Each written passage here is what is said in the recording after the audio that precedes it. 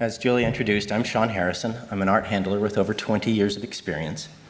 I have broken things on the job, not intentionally. We all have or will break things at work. I'm here to tell you about how I have found ways to come back after going through helping others through some bad breaks. Art makes us feel. Handling art or museum exhibits makes most of us feel really great. When we break art, we must not avoid going through some degree of difficulty to recognize the various emotions and thoughts in order to progress towards other projects. Breaking art can actually be a negative opportunity to learn and develop new methods for ourselves and for others to be even better, more cautious, and confident in the art of handling valuable assets in the high-stakes world of collection and museum exhibits. When I mentioned that I was preparing this talk to coworkers and colleagues, many volunteered their own stories of destroying valuable things on the job. Each of those tales and some of the mistakes that were made sessions that have been produced throughout AAM and across the country have helped inform this presentation in significant ways, and I am grateful for that. You'll find that I may use a dark comedic tone throughout to ameliorate the extremely uncomfortable nature of this topic, and to illustrate by example the value and power of finding humor in tragedy. Humor is a terminal genetic condition of mine and a powerful tool that can encourage you to incorporate in the process as appropriate. You'll see that the examples given here today are vague, and this is done to protect the identities and competences of my sources. One response to an image use request of some prior loss touched upon this topic and some other major points leading to the core of my presentation. The email quote reads, "Artists' names are not to be written or associated with on the pieces or the photos used. And if they are used as part of a presentation and it is put online, they need to be taken out.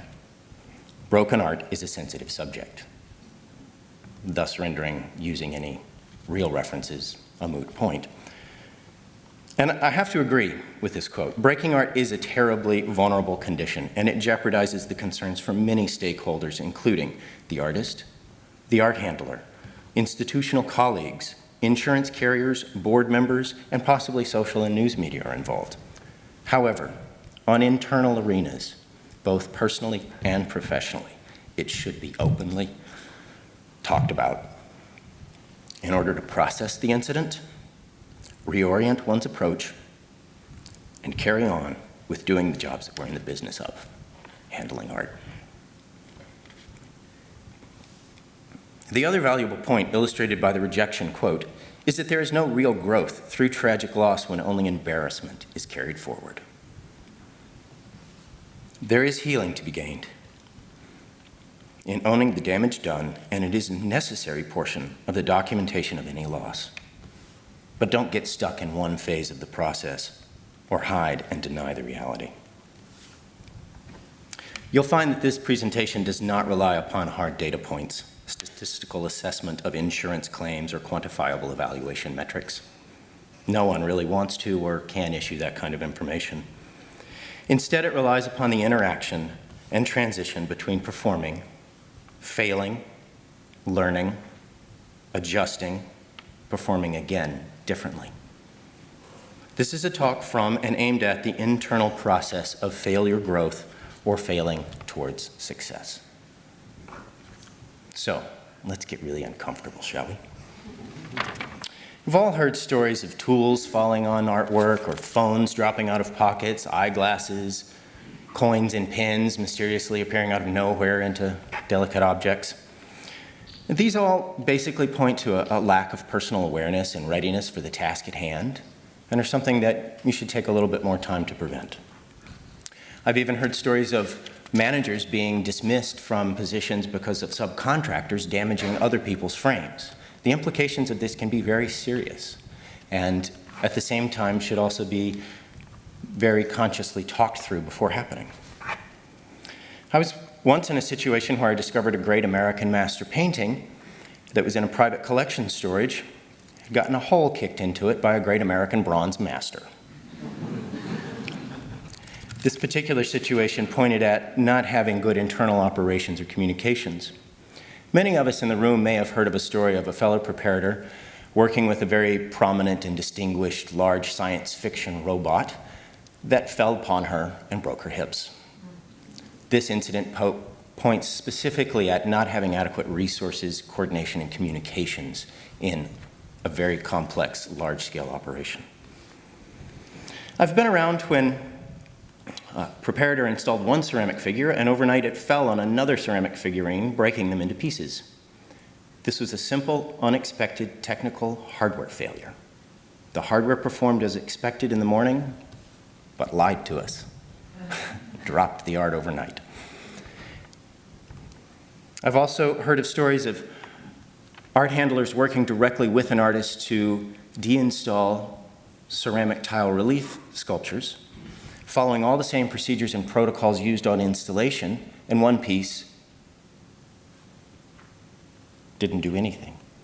Fell off the wall and shattered into pieces next to both of them. Again, a situation not involving adequate resources and timing, and presumptions followed through on that were not in good support of the project. A story was shared with me about a $50,000 glass vase being set up for a photo shoot, falling off of a table right in front of two people. This is just dumb bad luck and gravity. Some of us may have encountered, after months of fitting a wonderful dinosaur skeleton or other great biological specimen for mount making, fitting it in and out and testing it and moving it in and out of storage, and you go to install it and a leg breaks off.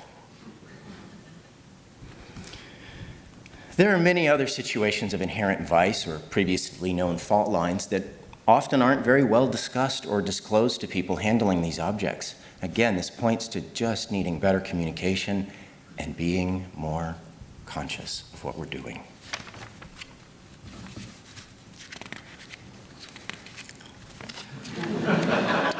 So I like to consider the words of George Lucas that failure is basically another word for experience. There are countless other stories about visitors, shippers, cranes, stairways, or vehicles destroying priceless objects, and they are all horribly remarkable and have many similar features in the necessary recovery process to the topic I'll address today. However, this talk will be specifically focused on the individual art handler's first-hand experience. That time when it seems almost intentional. It could have, it should have, you thought it had been avoided, and it wasn't. So let's get on with the party. I should tell you that none of the cases mentioned occurred at my current museum of employment, nor are they the reason for my relocation halfway across the country. I'm also not a trained counselor. I'm speaking from the field after going through my own valley of busted art. And I find, like most of you, I need to work in museums. I have to be among well-lit displays of meaningful things that people come to enjoy. So let me share with you how I carry on with more art, so maybe you or your colleagues can too. We're all professionals here. So let's presume that in a situation you have all the best tools available, the crew is trained or thoroughly rehearsed on what is happening, you're familiar with all of the artwork tasks at hand, and the proper steps have been taken. Something breaks anyway. Breaking art, artifacts, other people's unique objects is not what we're in this line of work to do. But it happens. And that is not bad. You are not bad when it happens to you because of something you did or under your leadership. And you're not alone in the incident or in the fact of breaking art. It happens to all of us somehow, sometime, to some degree.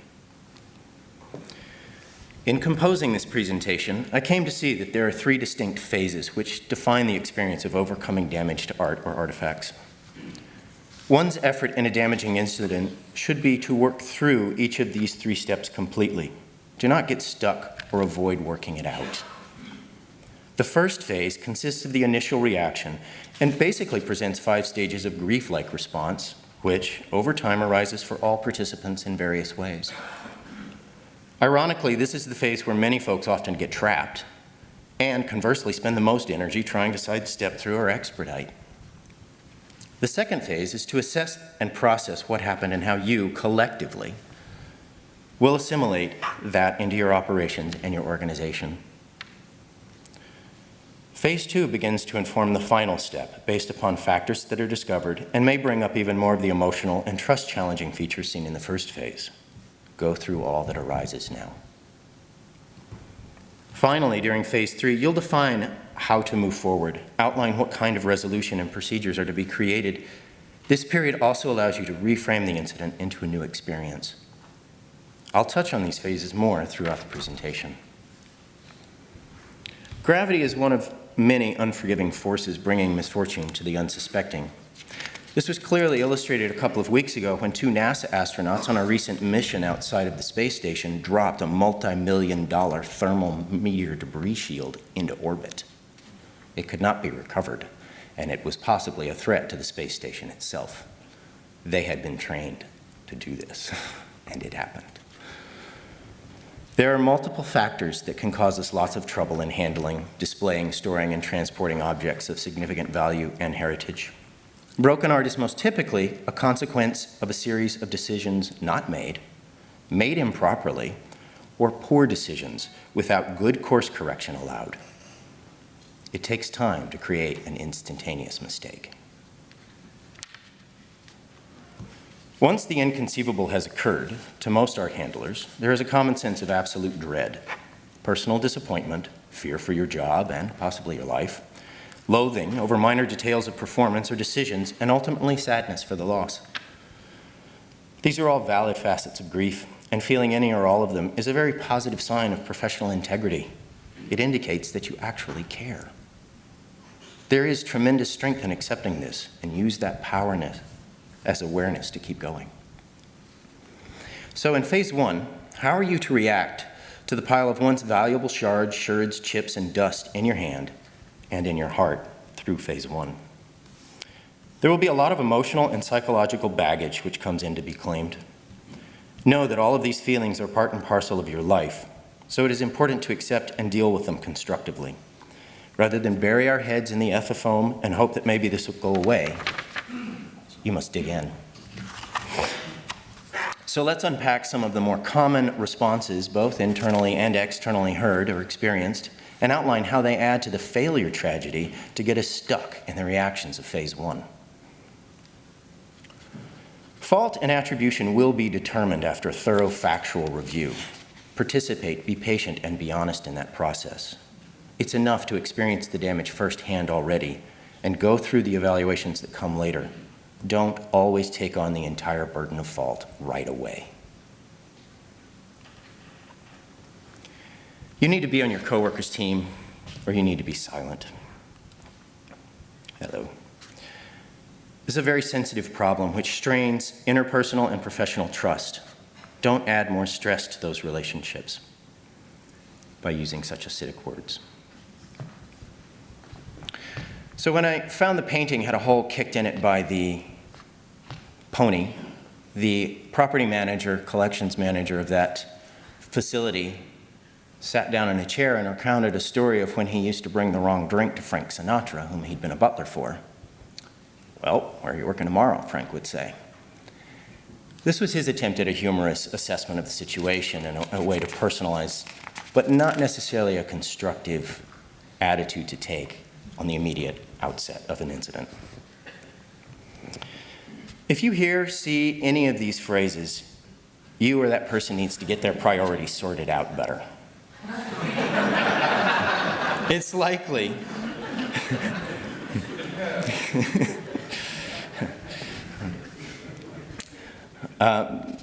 they must be addressed openly, and there's a distinct problem of attitude alignment with the task and the work scope at large. And finally, don't avoid talking about the incident. Don't not say anything. There's a lot that arises from breaking. Being stoic about those emotions is a bad response and actually makes it a far worse situation. At least extend some human compassion. So how can we exhibit and bring forth the caring necessary in a bad situation? I think upon the old carpenter's adage, one is only as good as their solutions to the unforeseen. One must be creative, compassionate, generous, and present to process onward into phase 2.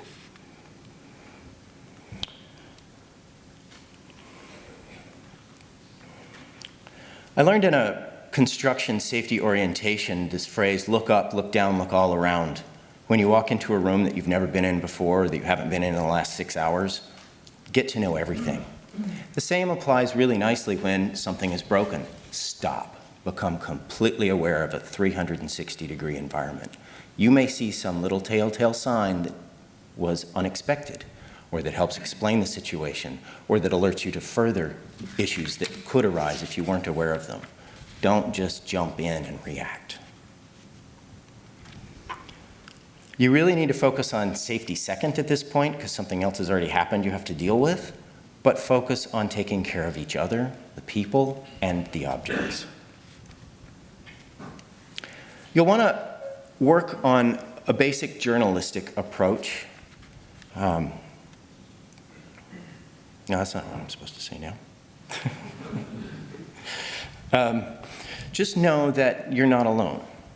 And as this broke while when indicates, take a journalistic approach. Take a factual, simple narrative thought process to what happened. Look beyond the situation for other causes and factors. When the glass vase fell off a table, the director of that institution actually came back 5 minutes later and said, well, there were no earthquakes in the area, so I guess we have to find some other explanation. Really look beyond what happened. So let's summarize what comes up in phase 1 and how to move through it.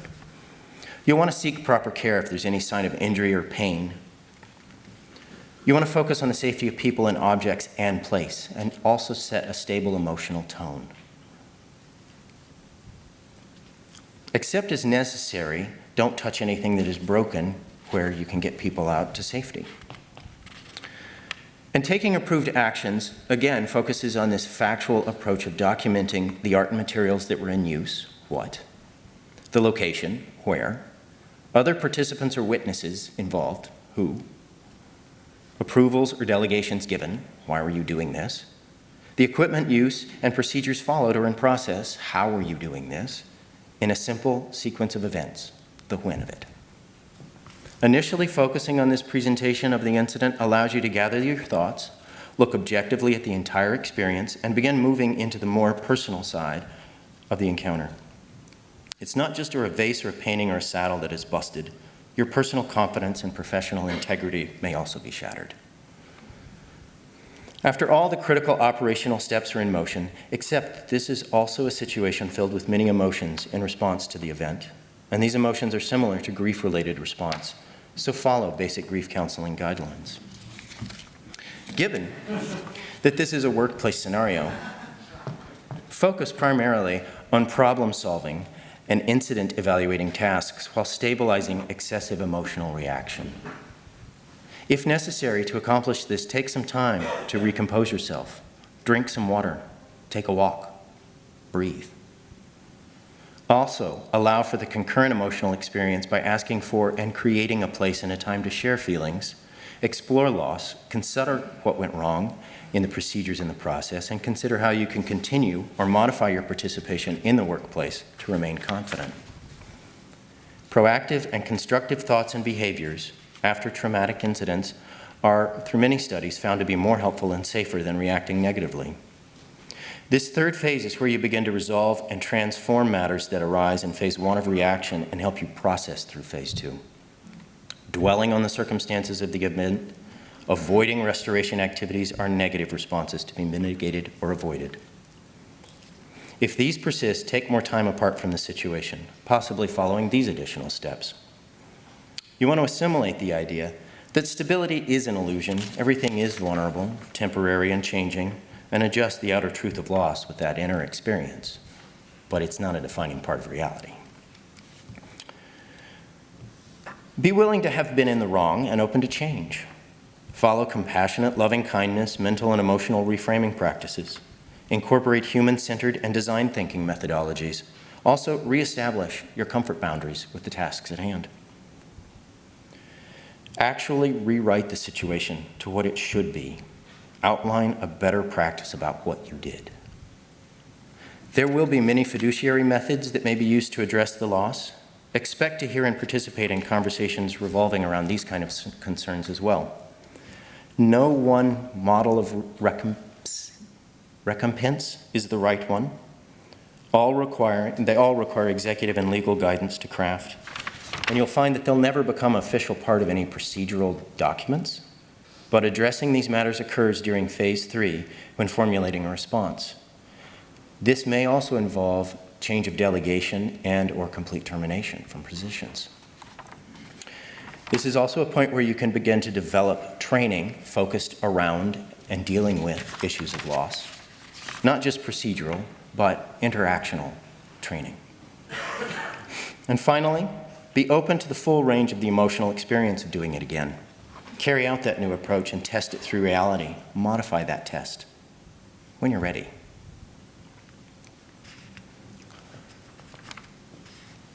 So, bringing this somewhat to a conclusion, you want to rebuild and initiate discussions that address failed methods. You want to manage changes in delegation or schedule, cultivate safer procedures, rebuild trust in yourself through being open to feelings, implement training procedures. You want to review and take time to examine what occurred and think about what was experienced.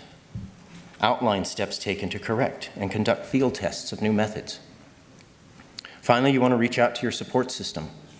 Gain peer review and acceptance of new approaches in your skills and build the trust of others in your skills. And finally, take some time away if needed. Allow for your mind and emotions to reset. If you have to stay on the job site, do something else. Vacuum, paint, wash vitrines, sort screws. Stay around your support team, but not in the break zone itself. So in full summary, don't panic. It's worse than you imagined, and it will change. Be positive by looking on the bright side and focus on simple things. And know that you need each other to get through and carry on. Use 5 journalistic establishing methods. Rebuild and use this as an opportunity to gain the experience and the perspective from the situation. And actually recover from the trauma and rebuild. These are slow-going processes. You can get through them by talking and exploring the process. And then do it over so that you can... Breaking art feels bad. It is a bad experience. It is bad for the art. But you are not a bad person or preparator when it happens to you. Thank you.